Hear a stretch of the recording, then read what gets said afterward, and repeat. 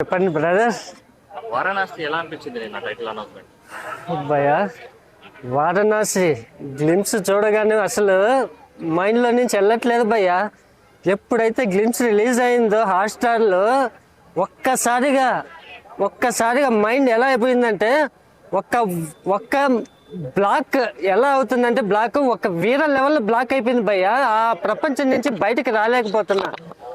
మామూలు హైప్ ఇవ్వలేదు భయ్యా. హైప్ అంటే తట్టుకుంటాం భయ్యా. ఫ్యాన్స్ మామూలు హైప్ కాదు, హైప్ మీటరే పగిలిపోయింది భయ్యా. మామూలు పగిలిపోలేదు హైప్ మీటరు.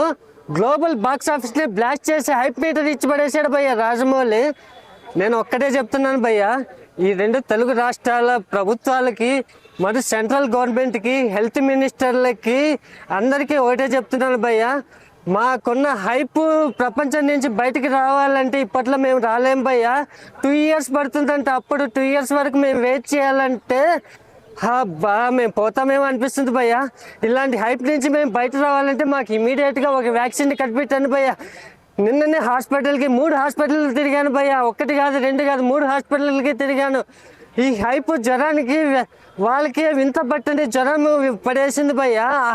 ఆ జ్వరం నుంచి బయట రావడానికి డాక్టర్లకి అర్థం అవ్వట్లేదు. నిన్న తెలిసింది భయ్య, ఈ జ్వరం పేరేందో నిన్న అర్థమైంది. వారణాసి జ్వరం భయ్యా.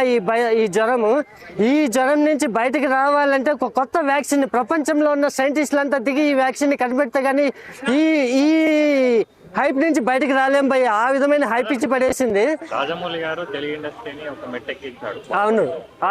ఇప్పుడు ఈ వారణాసిలో ఇండియన్ ఇండస్ట్రీని ఇంకో మెట్టెక్కిస్తారా? ఖచ్చితంగా భయ్య.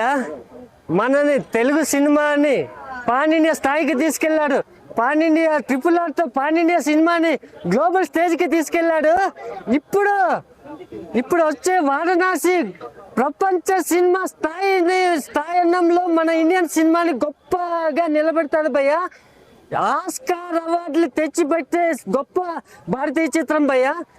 ఒక జేమ్స్ కామెరన్, ఒక